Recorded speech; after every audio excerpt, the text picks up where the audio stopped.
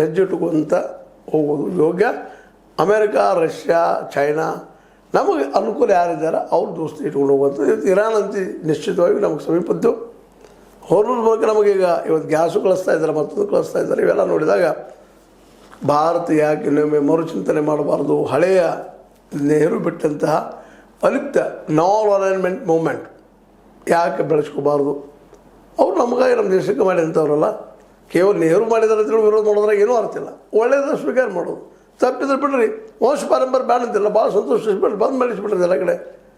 B J ಪಿಯಲ್ಲಿ ವಂಶ ಪಾರಂಪರ್ಯ ಆಡೋದು ಬಂದ್ ಮಾಡಿ, ಯಡಿಯೂರಪ್ಪ ಮಕ್ಕಳಿಗೆ ಆಗಿರ್ಬೋದು, ಮತ್ತಾರಾಗಿರ್ಬೋದು, ಎಲ್ಲರೂ ಬಂದ್ ಮಾಡಿರಿ.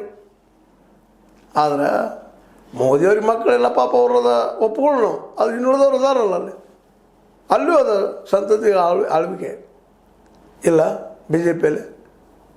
ಆ ದಿಶೆಯಲ್ಲೆಲ್ಲ ನಮ್ಮ ಮೋದಿಯವರು ವಿಚಾರ ಮಾಡಿ ಈಗ ಆಗಿರುವಂತಹ ಯುದ್ಧ ಇದೊಂದು ಪಾಠ ನಮಗೆ. ಯಾಕಂದ್ರೆ ನಾವು ಏಕಾಂಗಿ ಆಗ್ತಾ ಇದ್ದೀವಿ. ಯಾಕಂದರೆ ಇವತ್ತು ನಾವು ಬ್ರಿಕ್ಸಲ್ಲಿದ್ದೀವಿ, SEO ಅದರಲ್ಲಿದ್ದೀವಿ. ಉಳಿದ ಎಲ್ಲ ದೇಶಗಳು ಏನು ದಕ್ಷಿಣ ಏನು ವರ್ಲ್ಡ್ ಅದ, ಸೌತ್ ವರ್ಲ್ಡ್, ಅದರಾಗೆಲ್ಲ ನಾವು ಒಂದಾಗ್ತಾ ಇದ್ದೀವಿ. ಆ ದಿಶೆಯಲ್ಲಿ ಹೋದ ಭಾಳ ಉತ್ತಮ. ಡಾಲರೇ ಆಗಬೇಕು ಅನ್ನೋ ಇವತ್ತು ಉತ್ತರ ಹುಡುಕೋದು ಅಷ್ಟು ಮುಖ್ಯ ಅಂತ ಹೇಳ್ತಾ, ಇದು ನಿಮಗೆ ಲೈಕ್ ಆಗಿರ್ಬೋದು, ಲೈಕ್ ಮಾಡಿ, ಶೇರ್ ಮಾಡಿ, ಕಮೆಂಟ್ ಮಾಡಿ, ಜೊತೆಗೆ ಸಬ್ಸ್ಕ್ರೈಬ್ ತಿಳಿಸ್ಬೇಡ್ರಿ.